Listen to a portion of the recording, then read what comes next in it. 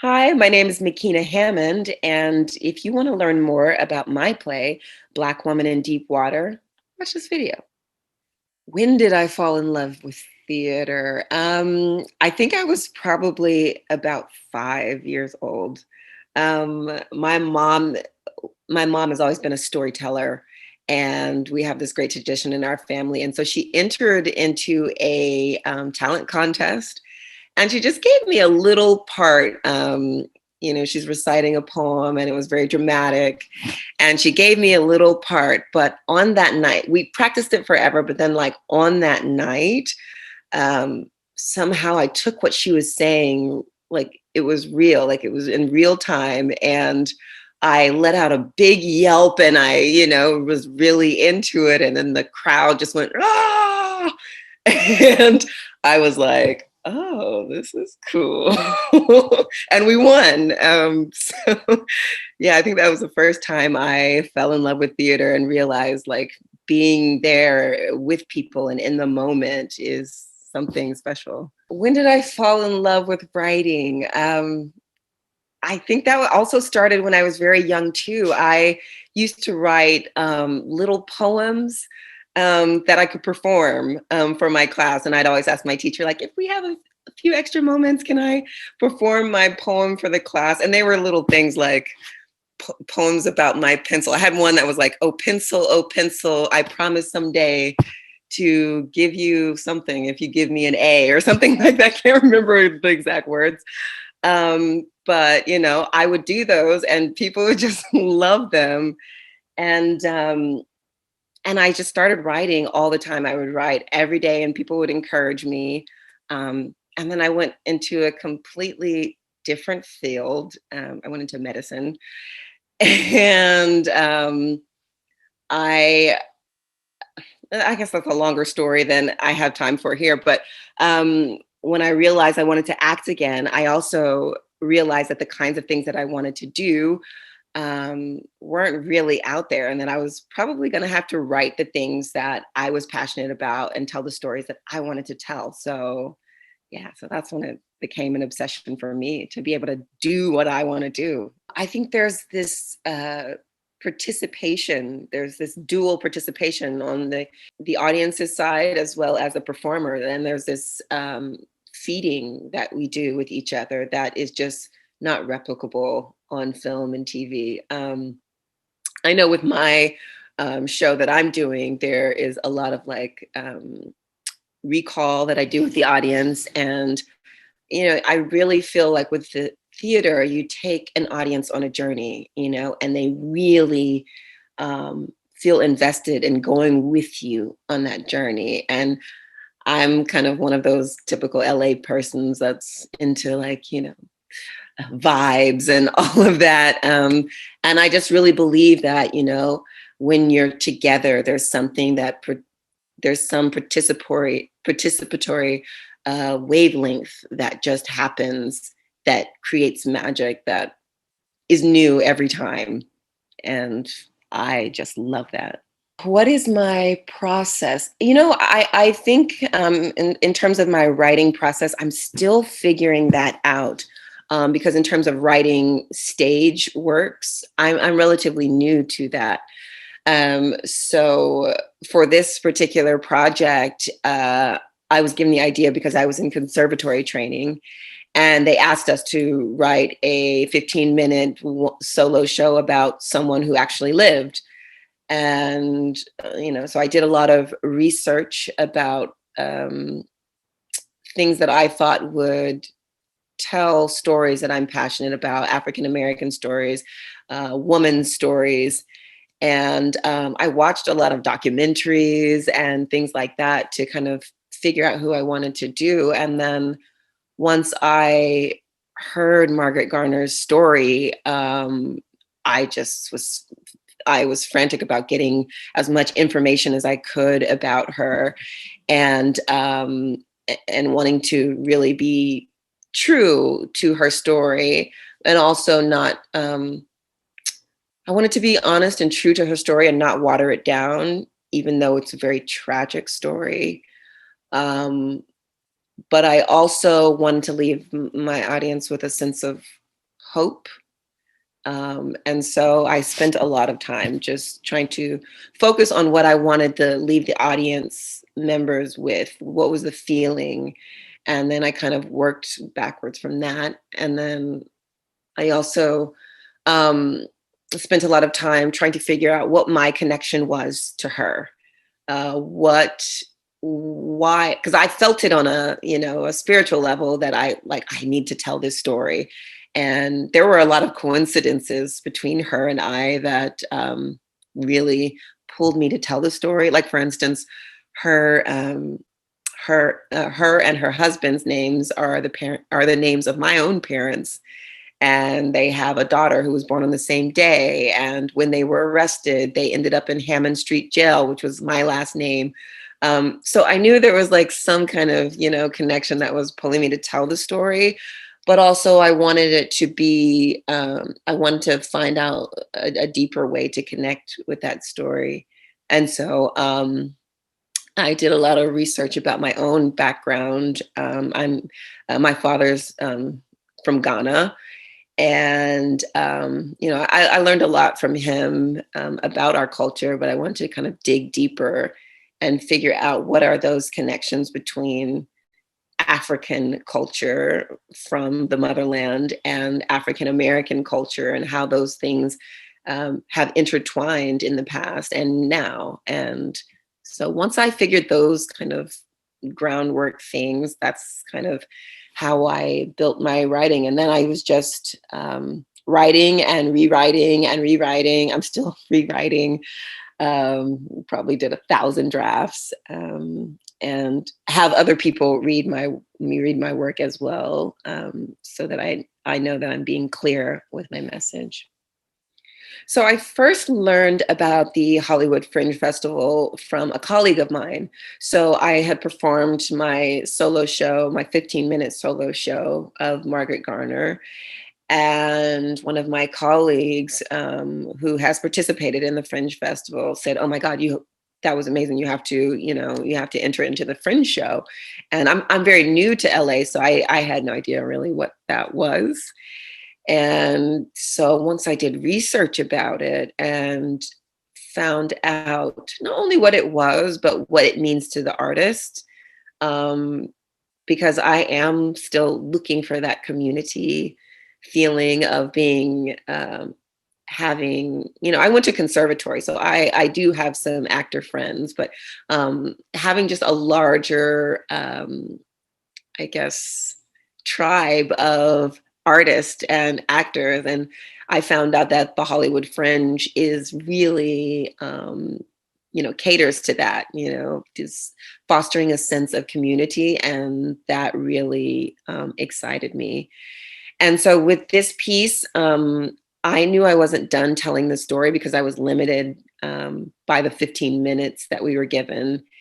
And so I wanted to expand upon it. So once I heard about the Fringe Festival, I was like, oh, this is my chance to really feel like I can do her story more justice and share it with a community of artists who are passionate about theater. When did I first learn about Theater Asylum? I went to many Fringe events and just networking. And I met Matthew Quinn, who was just phenomenal and has kind of served as a mentor for me in terms of figuring out how to produce a show, because I had no clue how much work it is, especially since I'm doing it all by myself.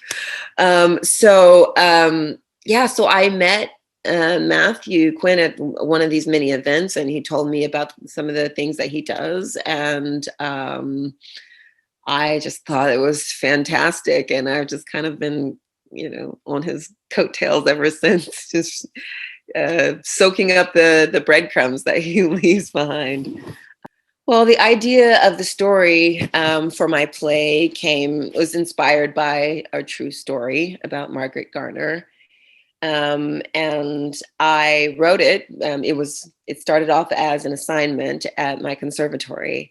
So I did some research on people that I thought were telling really unheard stories and stories that were really fascinating. And when I realized how many ties we had, even though our lives were so different and we lived in completely different times, there were so many things that tied our lives together that I thought, wow, I mean, I could be her. I can understand her perspective. And I think many people, if they really saw her story and saw her as a human being, which I tried to humanize her and not make the story just about her tragedy. If people really were able to see her as a human being, they would be able to kind of understand where she was coming from too. So I just thought that's important to me. Those kinds of stories are important to me. Making humanizing people, especially people of color, their stories, and making them relatable so that we all can see that we're so much more alike than we think we are, than we know we are. So, yeah, that's why I had to tell the story. The main story, there are a lot of stories that kind of run um, concurrently, but the main story is about Margaret Garner, and she was a runaway slave. And she escaped with her entire family, her husband, his parents, and 4 children while pregnant. And they escaped from Kentucky into Ohio, which was a free state. And only hours later, her owner got caught wind of her escape and where she was, and found her at her cousin's house in Ohio. And he surrounded the place with a bunch of bandits. And as she realized the impending doom of being trapped in this house, she killed one of her children to save her from going back into slavery. And mind you, 3 of the 4 children that she had were products of rape by her owner. And so, yeah, and when she was interviewed about why she did it, she said, I, she regretted it immediately, but then she also said that she knew it would be better for them to go back to God than back to slavery. And I just thought, wow, that horrific act can come from a place of love. And it just boggles the mind. So that's the main story that runs in the play. I have elements of the play where there's a West African elder who starts off telling almost Margaret's story, and we see throughout the play how the West African elder and the story she tells about divination, and she tells a story about a water goddess called Yamoja. And you'll see throughout the play how all of their stories intertwine with my own story. And at the end, there's a message of hope. What do I want the audience to get out of the play? I want the audience to get a sense that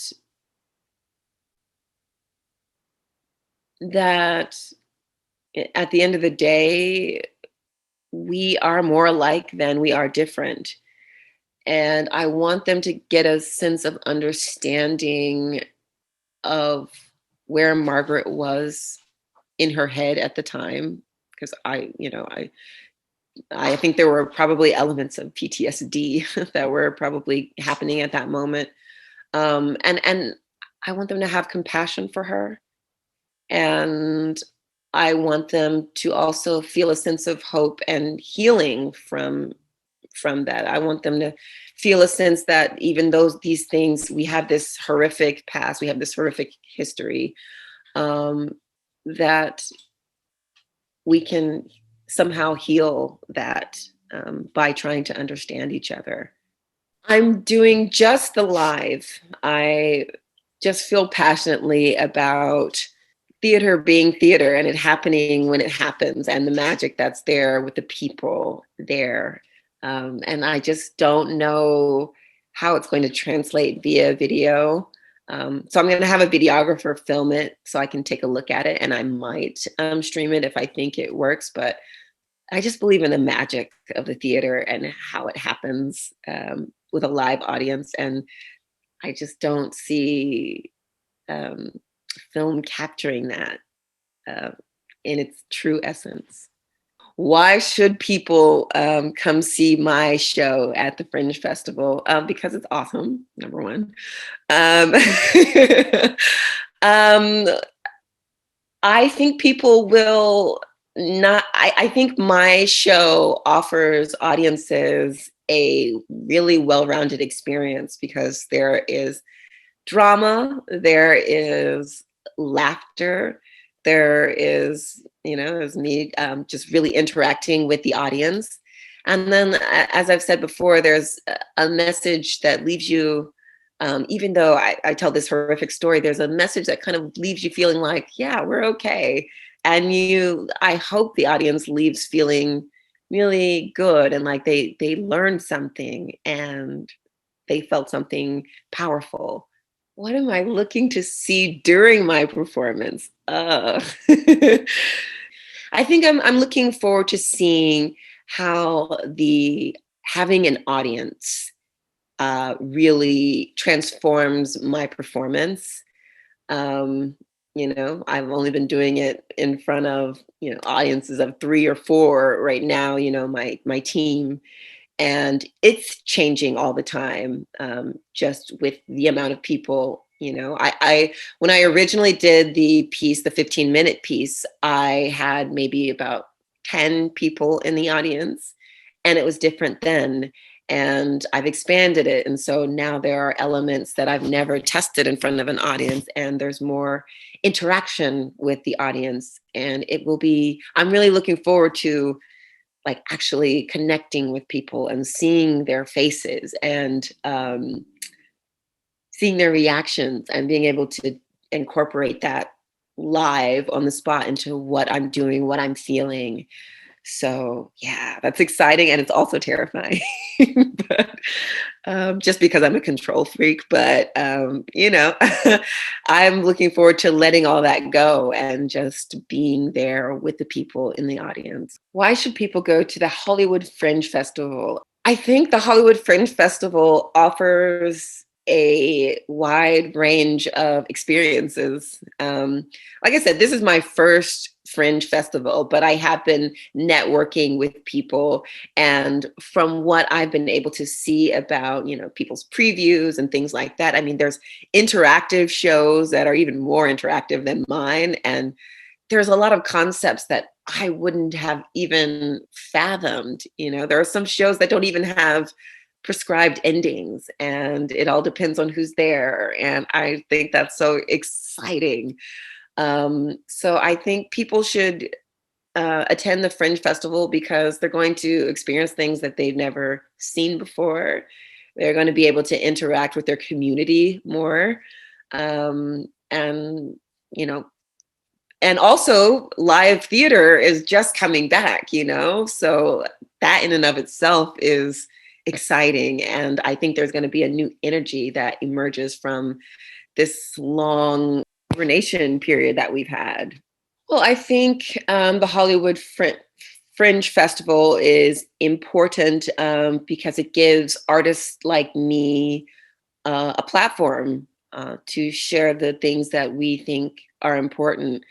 Hollywood and even Broadway is such a vast universe that oftentimes these very niche stories, like the one I want to tell, kind of get thrown by the wayside, and not for any other reason. And there's just so many to tell.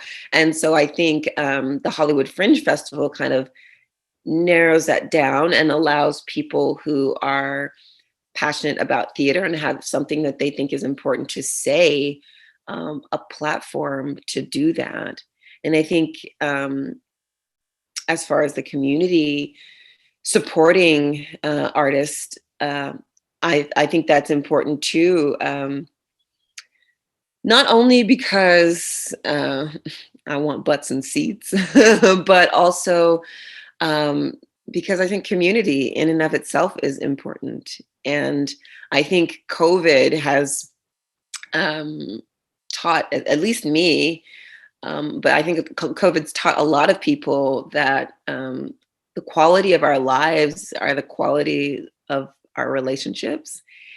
And I think the Fringe Festival really does try to foster those relationships between people, between artist to artist, and also artist to community. Because for myself, I know that because I'm doing this alone, I've had to reach out to people in my community who may or may not be involved in theater, um, and they've supported me, and the response has been overwhelming to my heart. I mean, the other day I just sat in my room and bawled like a baby for just gratitude of, the outpouring of support that I've received, and a lot of it unsolicited.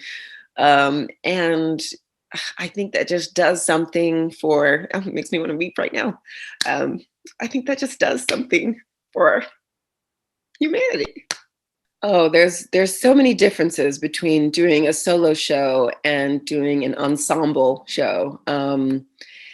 There's that interaction that you have with another live human being that um, that I think for me allows me to be super present, because I have to really listen to that person, and I have to really see what they're doing, see what they're saying, what they're feeling in that moment. And it changes all the time. So I have to be hyper aware. And with the solo show, I have to a lot of times listen to myself, listen to my own thoughts. And that is, I think, even more challenging, because, you have to separate out the thoughts of your character versus the thoughts you're having as an artist. And, have these thoughts, listen to those thoughts, but also not be monitoring yourself, while you're acting. And I mean, I've learned so much about focus and my inability to focus, and having to, acquire that skill on the fly, because it is so vastly different. And I think there's a a freedom that comes also with being in a solo show, though. I think, there's a freedom and there's a pressure, right? There's a pressure because if it sucks, it's your fault. But there's also a freedom because I wrote it, number one, and also can I can flow with it, and I can, if things are different, I can allow that to happen without worrying that it's going to throw someone else off, worrying that it changes things too much. I can just let it go and flow with it, and there's a freedom in that.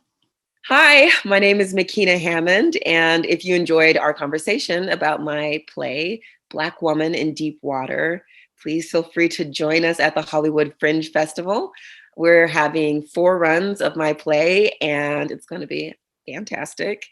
And so come on out to the Actors Company on Formosa, and hope to see you there.